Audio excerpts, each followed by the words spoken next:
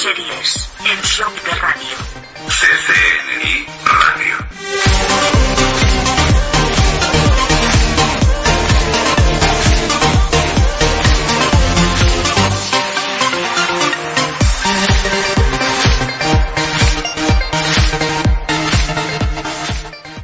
Открываю глаза и вновь вижу тебя, такого милого, самого любимого.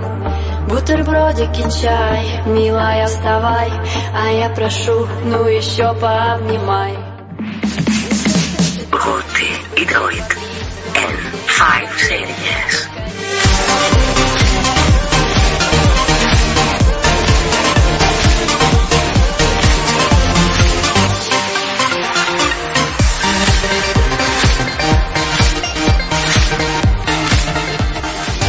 Знаю, это судьба, смотреть в твои глаза, понимать, что вместе будем всегда, обнимать друг друга по утрам, быть назло всем югам холода.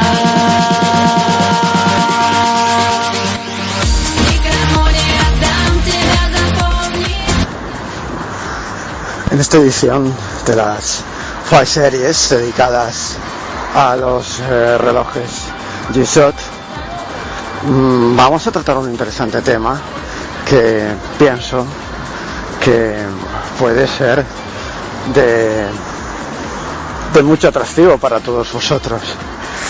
Se trata de los relojes de los 80, pero enfocándonos a los relojes soviéticos, y muchos pensaréis, bueno, ¿qué tienen que ver los relojes G-Shock con los soviéticos?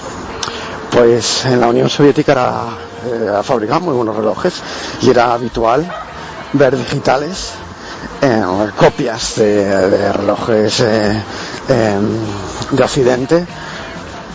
Sobre todo son famosos los Electrónica, que ya muchos de vosotros pues os sonarán, aunque no los hayáis tenido en las manos, porque bueno, hasta Occidente llegaron muy pocos. Ahora bueno, se están conociendo, llevan unos años ya popularizándose, incluso ha habido reediciones hace unos años de ellos, pero en aquellos años 80 y 70, finales de los 70, la Unión Soviética pues comenzó a realizar copias digitales de Occidente, y bueno, y también japoneses, por supuesto, lanzando sus Electrónica para el mercado interno, un mercado bastante cerrado, como bien sabéis, hasta los 90, en que todo eso pues cayó como un castillo de naipes.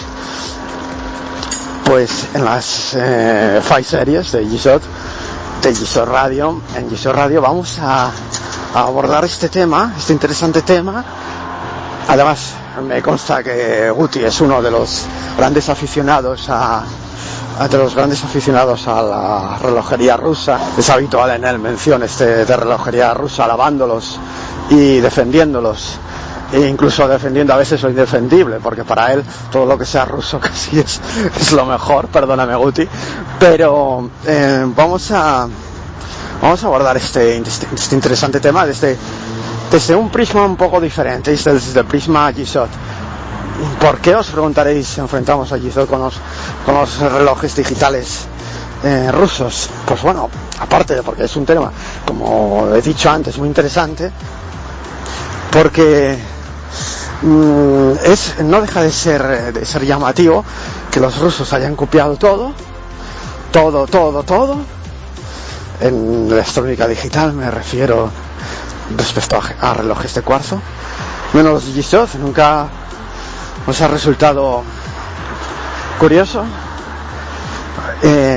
Una de las razones por las cuales G-Shock puede que no se haya copiado en Rusia, y esto probablemente estés de acuerdo conmigo, Guti, es que cuando los G-Shock empezaron de verdad a tener fuerza en el mercado y tener una presencia destacable y a ser conocidos y famosos, Rusia ya no existía prácticamente. Estamos hablando de mediados de los 90, y aparte de eso En Rusia los G-Shock no creo que hubieran sido muy conocidos, ¿verdad, Guti? Hola de nuevo, Droid, y por supuesto a todos los oyentes. Hoy tenemos una temática verdaderamente interesante y original. Hasta donde yo sé, a nadie se le había ocurrido comparar un G-Shock con los relojes rusos, y suena muy interesante. ¿Vamos a relojear? Bien, tienes mucha razón. La perestroika en 1987 y en aquella época G-Shock apenas tenía un éxito comercial. Hay que recordar que Casio estuvo a punto de terminar con esa gama durante varias veces. Sin embargo, ese mismo año es cuando aparece el DW5600T en 1987. Ese es el punto de inflexión del que estuvimos hablando en la primera entrega, en la que hablábamos sobre la película Speed. El 5600T en realidad fue precisamente el modelo que hizo que el éxito en G-Shock comenzara a venir. Si por algo destacaban los rusos, tradicionalmente era por copiar las cosas que funcionaban, un poco como hacen los chinos ahora. Solo que a mi modo de ver ellos lo hacían mucho mejor. No tenía sentido clonar algo o mejorar algo que no había cuajado, porque no había demanda en aquel mercado. El otro punto importante es que si bien los G-Shock eran tradicionalmente relojes muy resistentes, eso no implicaba que fueran duraderos. En la Unión Soviética se buscaba el concepto de duración, de durabilidad en primer lugar, y luego si acaso pues ya vendría el de resistencia, de manera que tampoco creo que a nivel de idea tampoco encajaba demasiado en la mentalidad. Una pregunta que yo creo que todos nos hacemos, teniendo en cuenta que en materia digital pues los rusos en módulos, bueno, eran bastante recortadillos los pobres, pero en cajas y en construcción, pues la verdad es que eran envidiables el diseño ruso y la construcción rusa. ¿Tú crees? Es una pregunta bastante complicada, pero bueno, en tu opinión, con tu conocimiento de la relojería rusa, creo que eres uno de los occidentales que tiene más conocimientos de la relojería rusa, por lo menos en materia de todo el movimiento que ha habido allí, ¿no? ¿Crees que los G-Shock, si hubieran sido fabricados en Rusia, bajo Electrónica, estoy hablando, no desde una marca de estas de experimentos de los rusos, sino para lanzarlos al mercado en plan serio y para la venta, bajo Electrónica, por ejemplo, un G-Shock de Electrónica, ¿crees que hubieran seguido el mismo concepto y sería el mismo diseño que los G-Shock convencionales? O tal vez los rusos pues hubieran hecho algo diferente, distinto, por ejemplo, no sé, se me ocurre, ¿no? Un bisel pues que aunque siendo intercambiable, pues no sé, más resistente, o incluso un bisel metálico con protecciones internas de resina, como ha hecho Casio en sus últimos GMV B5000. ¿Tú crees que hubieran hecho el mismo diseño, hubieran seguido lo que siempre hacían, una copia, a veces mejorándolo en cuanto a construcción, pero básicamente una copia de lo que eran los relojes occidentales? En este caso, pues, hubieran copiado el diseño de G-Shock. Probablemente a nivel de ingeniería y construcción el enfoque habría sido muy distinto. Por ejemplo, los Vostok Amphibia, pese a que estaban inspirados en los relojes de buceo suizos de la época, de los años 40 y 50 del pasado siglo, en realidad no eran una copia.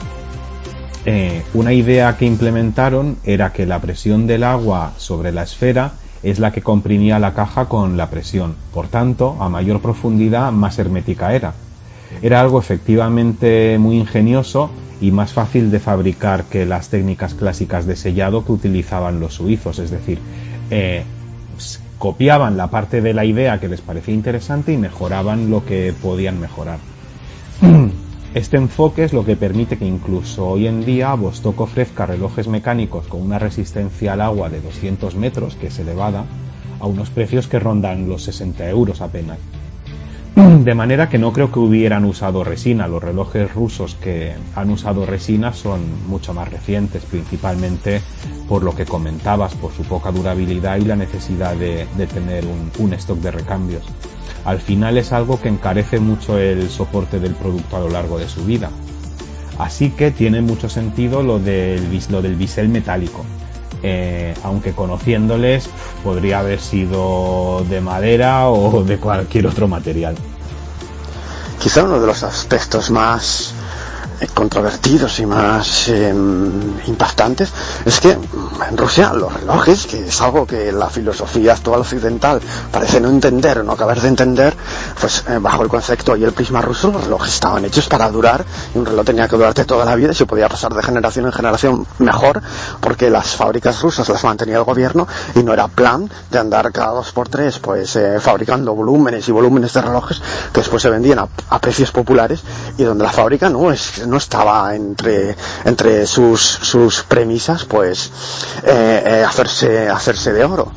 De hecho, bueno, de oro se encargaban de hacerse los jefes, ¿no? y los encargados del partido, los representantes del partido, pero esta es otra historia en la que de momento no entraremos porque es política, pero el concepto ese de un reloj resistente, duradero, que fuera para toda la vida, incluso después de esta vida, que lo heredasen después de tu vida, quiero decir, después de la vida del comprador, que lo heredasen sus hijos, sus nietos o lo que fuera, todos los años que vinieran por delante, un reloj con esta filosofía. ¿Crees que se adaptaría a Yisov, que son relojes duros, son relojes que aguantan impactos y demás, pero longevos, lo que se dice longevos, pues bueno, no deja de ser un reloj pues bastante limitado, porque necesita sus recambios, necesita su mantenimiento, las correas pues se autodestruyen, como alguien decía por ahí, y claro, esta filosofía no es la rusa de la época, ¿no? Choca totalmente con ella. Entonces, al resultar tan contradictorio, ¿crees que por ese mismo concepto Yisov no habría tenido, como de hecho no tuvo, ¿no?, el impacto en Rusia, como por ejemplo sí lo tuvo en Estados Unidos, lo cual es muy curioso, que las personas en Estados Unidos se desvivían por los Yisov, aunque fueran tan limitados en el tiempo, y en Rusia pues no triunfasen? Obviamente no triunfaron porque en su mercado no llegaban, eran relojes que se vendían en el mercado capitalista, en los países capitalistas, pero ¿crees que el Yisov ruso, de haber surgido como tal, crees que no hubiera tenido interés para ellos, puesto que era un reloj que en el tiempo podría considerarse pues bastante caduco o obligatoriamente con necesidad de mantenerlo? No era duradero, aunque sí es resistente, obviamente. Efectivamente, Droid. La filosofía G-Shock, más que soviética u oriental, parece algo totalmente capitalista. Ofrecer un reloj que no se rompe ante los impactos, pero que sí que se rompe durante el paso del tiempo.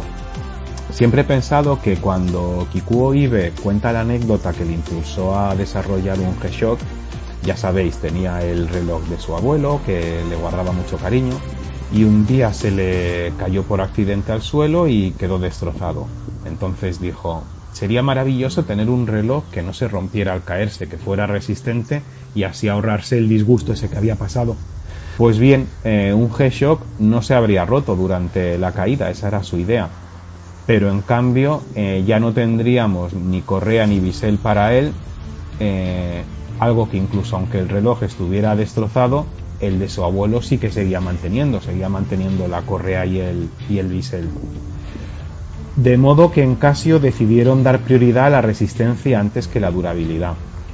Mientras que en la Unión Soviética, donde los recursos y la industria tenía otras prioridades, armamentísticas y esas cosas de la Guerra Fría, pues lo plantearon al revés. Se hacían pruebas de duración simulada y de ahí salían los cupos que se establecían para el mercado, entre comillas. Es decir, que si consideraban que un Lada 2100 tenía una vida estimada de 20 años, no era fácil que alguien pudiera hacerse con otro vehículo Lada de ese antes de pasar 20 años. Obviamente, suponiendo que ellos hubieran considerado que por tu función al país necesitases tener un coche, que será otro tema. No sé hasta qué punto G-Shock triunfó por su resistencia a los golpes o por su estética. Creo que si alguien como yo va a la montaña, probablemente se llevará antes un reloj económico, un digital tipo Casio C91W, antes que por ejemplo un GW 5610. La necesidad real de G-Shock es cuando tu vida pueda depender de la resistencia del reloj. Por ejemplo, si vas al espacio, si estás en un conflicto bélico o si necesitas sobrevivir en una isla desierta.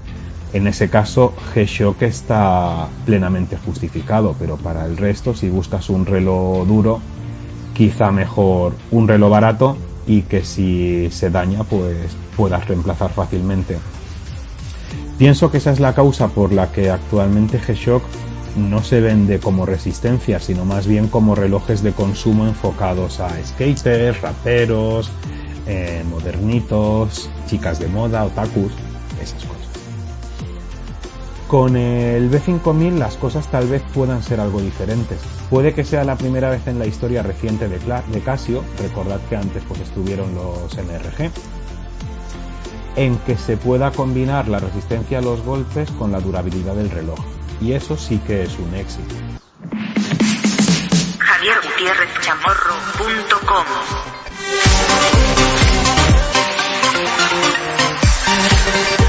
Uno de los aspectos de los relojes rusos que más llama la atención a día de hoy a las personas que empiezan a adentrarse en ese mundillo, empiezan a descubrir el mundo de los relojes de cuarzo rusos, es que incluso los digitales se les podía realizar un pequeño ajuste de precisión y eran muy avanzados para su época, ¿verdad?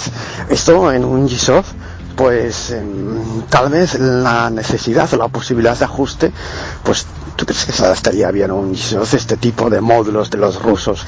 Sino aún los rusos pues tenían pequeños detalles que eran peculiares, que ahora llaman mucho la atención y que eran útiles, por ejemplo la posibilidad de ajustarle la precisión al reloj. Pero ¿crees que eso se adaptaría a lo que es un G-Shock? ¿Estaría acorde con el concepto G-Shock? Sí, y además en muchos de ellos se podía modificar el contraste al LCD o pantalla. Sin embargo, esta función, junto al ajuste de precisión que mencionas, no era tanto una función avanzada, sino una alternativa que les permitía equipar pantallas LCD y cristales de cuarzo de inferior calidad. Sabéis que en la electrónica hay muchos productos terminados que al final se desechan porque no cumplen las especificaciones. Pasa en los microprocesadores, en pantallas, es algo habitual. Pues bien, ellos decía, si el LCD no quedaba demasiado bien en cuanto a calidad, pero el usuario podía darle más o menos contraste para así que fuera elegible, pues ya no era necesario tirar ese producto y podía seguir siendo útil a la gente. O lo de la precisión que comentabas, si salía una unidad algo peor, pues dejábamos que el comprador fuera el que ajustase la precisión él mismo y ese reloj podía volverse a usar. Yo creo que era más bien un ahorro, no una funcionalidad.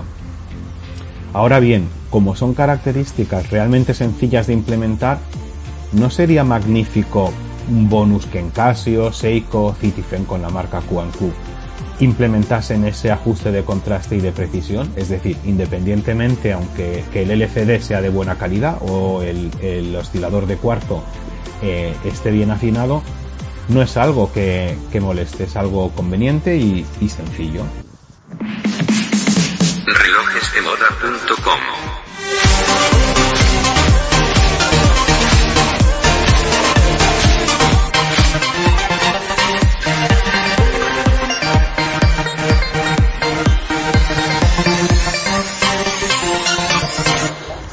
Otro aspecto de los relojes rusos es que se comercializaban.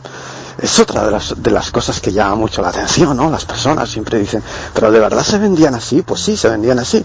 Y que se comercializaban en una caja de plástico y sin correa. ¿Por qué?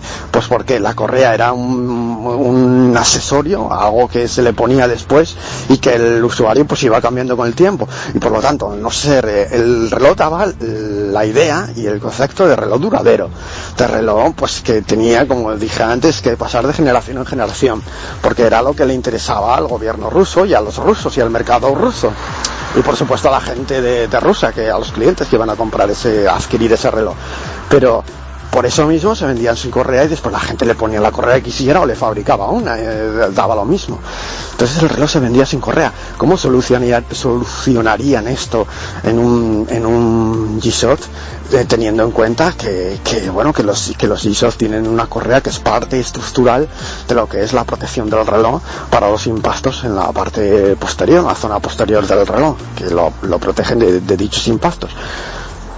¿Crees que la forma de la caja o quizás algún añadido de resina en la parte posterior hubiera servido de elemento de amortiguación de impactos en el caso de Rusia? Es cierto que estamos conjeturando, pero como no hubo un prototipo, podríamos decir, funcional, pues es interesante, ¿no? No deja de ser una bastante ameno, ¿no?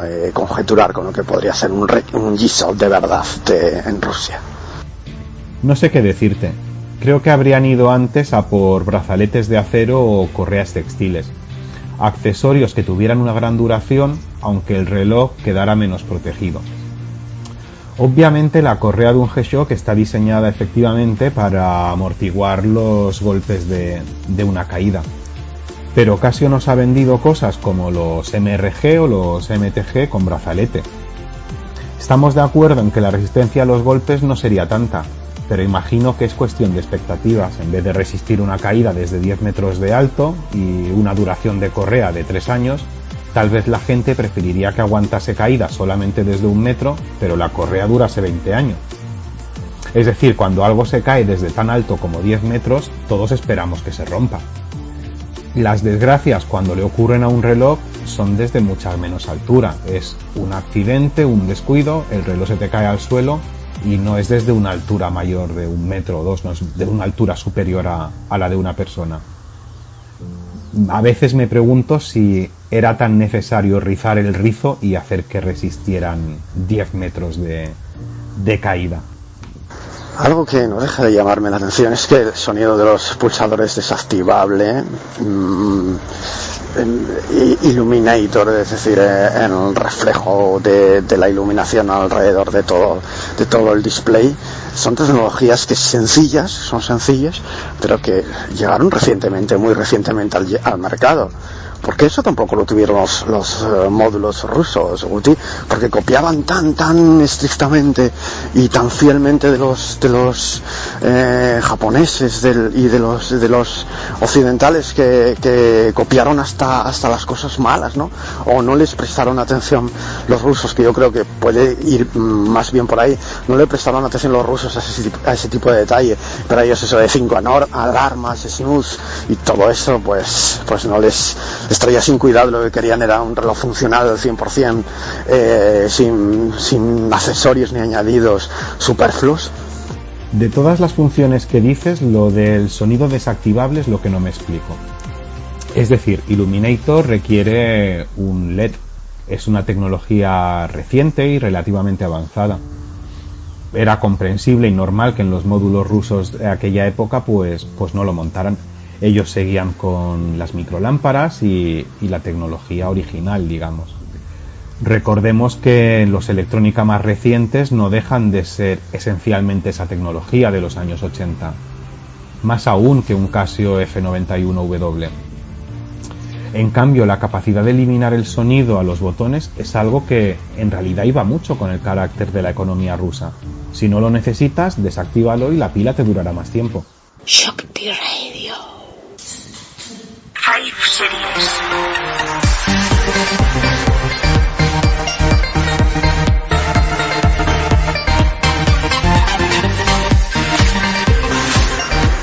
Uno de los estándares más conocidos en G-Shock es su resistencia, es famosa resistencia a la inmersión hasta 200 metros, 20 bares. Los rusos, sin embargo, se tenían que conformar, y gracias, con el Water Resist 30, ¿no? Y bueno, y los que llegaban. Esto choca curiosamente con la idea de reloj resistente, pero bueno, es una de las contradicciones, de tantas contradicciones de los rusos. Sin embargo, también es bien conocido que si los rusos se ponen, pues habrían matado moscas a cañonazos y bueno, para ellos resistencia de 300 metros la ofrecerían sin problemas. Ahí lo han demostrado ya en su época, ¿no? Con los sistemas informáticos que viajaron a la Luna y etcétera en las misiones rusas. Por lo tanto, un water resist de 200 metros para Rusia sería alcanzable, pero sin embargo era muy raro encontrarlo en aquella época en relojes rusos, ¿verdad? Sí que es algo curioso. La explicación es que ellos se guiaban por la utilidad. Si eras un buzo profesional militar, no necesitabas un reloj digital, tenías los Vostok Amphibia. Lo que quiero decir es que a nivel de necesidades, ¿qué sentido tenía un reloj digital con tanta resistencia al agua? Tengo relojes Casio G-Shock y tengo relojes de buceo de otras marcas. Personalmente nunca he buceado a más de 3 metros de profundidad y dudo que algún día lo haga. Creo que eran perfectamente capaces de producir algo así, solo que consideraban que encarecería demasiado la producción y no compensaba o no estaba justificado. No le quito mérito para nada a G-Shock. Para el ocio, que es lo que la era del capitalismo necesitaba, al fin y al cabo, como comentábamos antes.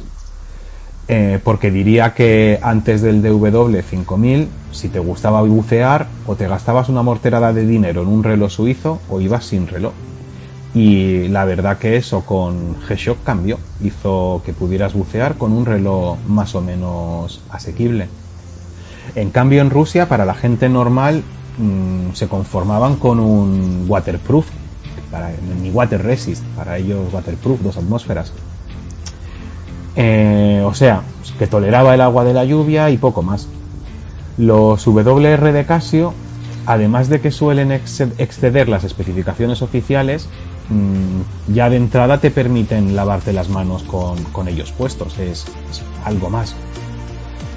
Otro detalle que no has mencionado es que mientras que Casio G-Shock tenía pilas de larga duración, con 7 o 10 años, los Electrónica seguían montando unas pilas pequeñas que duraban 2 o 3 años a lo sumo. El reloj debía abrirse para cambiarla, muchas veces por parte del propio usuario, y esa operación acabaría arruinando el hermetismo de un reloj con una resistencia al agua de 20 atmósferas. Es de esas otras cosas inexplicables, porque si quieres que las cosas duren, como era un reloj ruso, pues montales una pila grande que al final había espacio y te ahorras tenerlo que abrir. Cierto es que buscaban relojes planos, que era la tendencia en cuanto a estilo y comodidad en aquella época. Pero bueno, Casio ya tenía, por ejemplo, el F87W y la pila duraba 5 años.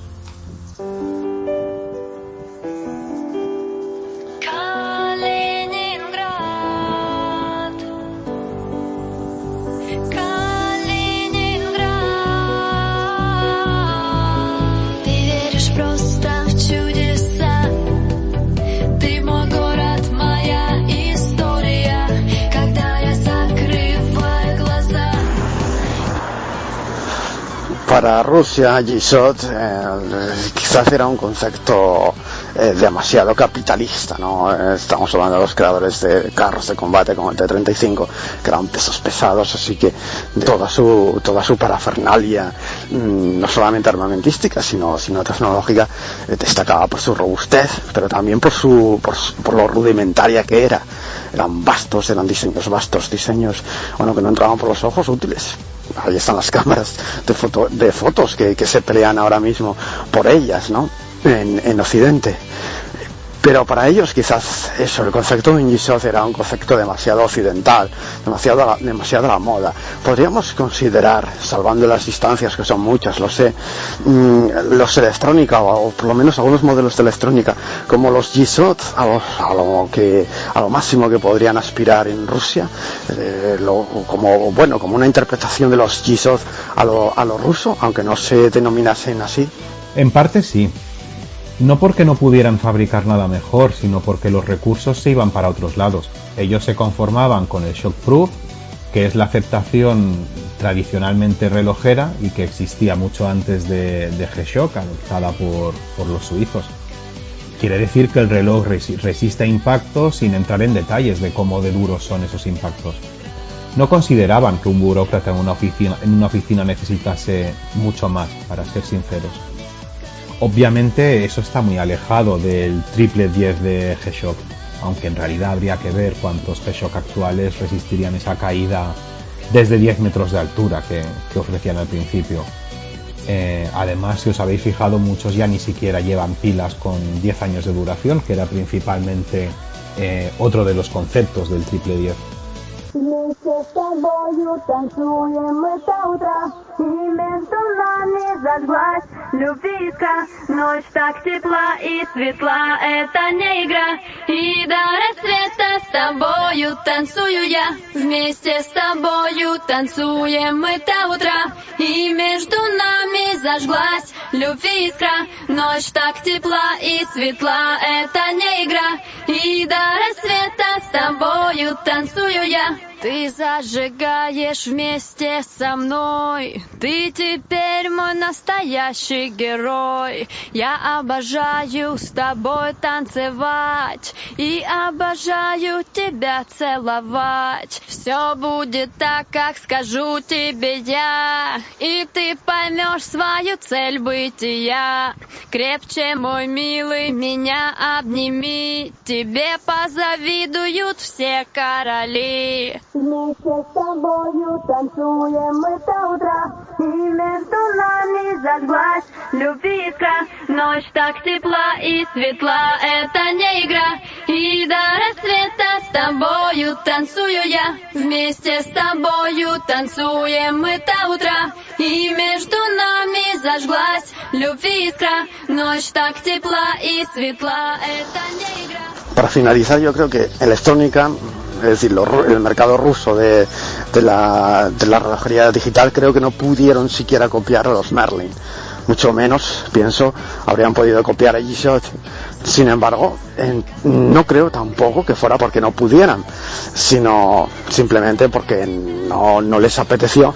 Nadie les dijo que ese modelo, que esa filosofía y ese diseño serviría para algo, y sobre todo no perseguían el destacar ante nadie ni ponerse por delante de nadie en el mercado, sino que eran pocas las opciones y o querías tu Electrónica o si no, ahí te ibas y te buscabas la vida como quisieras mirando la hora. Por lo tanto, pienso que ellos dejaron de lado, ignoraron o simplemente ni les interesó el concepto de G-Shock occidental que tanto éxito le dio a Casio, pero que también tuvo que ganárselo porque les costó unos cuantos años entrar en el mercado.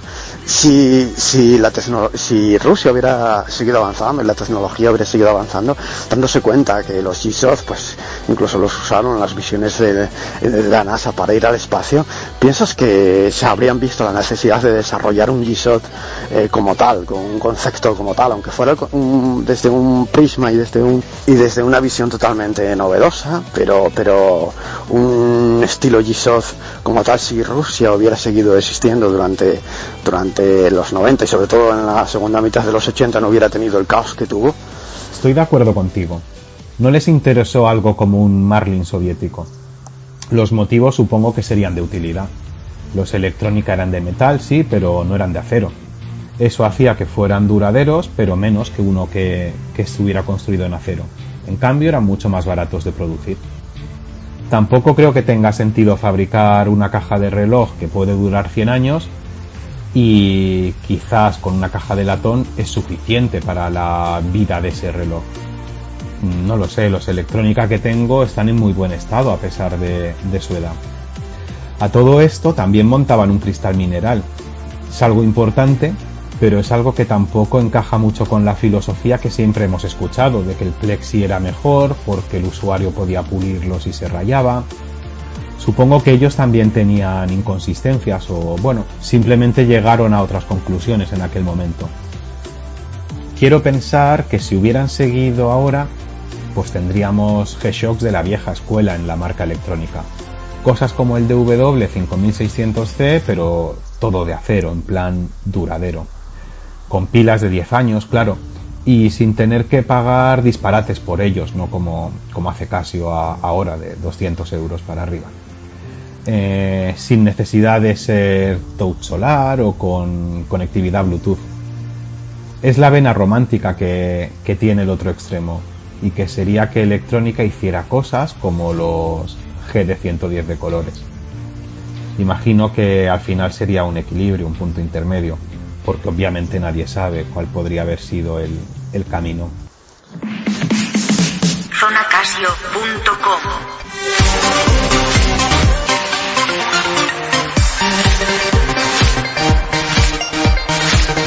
Pues muchas gracias, Guti, como siempre, por tu compañía, por habernos ilustrado también, por haber compartido con nosotros este rato de amena charla en torno a los G-Soft en estas 5 series de SOC de Radio. Ha sido un placer, Droid. He podido compartir mi pasión por la relojería soviética, por los relojes digitales y por los G-Shock en un programa como este, así que nos vemos en el próximo Shock de Radio. Y esperamos que también se lo hayan pasado muy bien y sobre todo que hayan disfrutado, ¿no? con tus conocimientos sobre todo de relojería rusa en torno a G-Shock. Como siempre, pues nos podéis encontrar en su sitio, en la bitácora de Guti, en javiergutierrezchamorro.com precisamente. Y en Zona Casio también, zonacasio.com, estaremos por allí. Disfrutad de vuestras 5 series y hasta la próxima.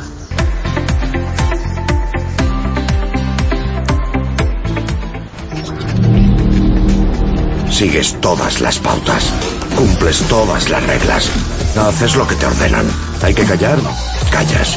Esperar, esperas. ¿No crees que ha llegado el momento de ser quien realmente eres? Tu vida, tu estilo. G-Steel, de G-Shock.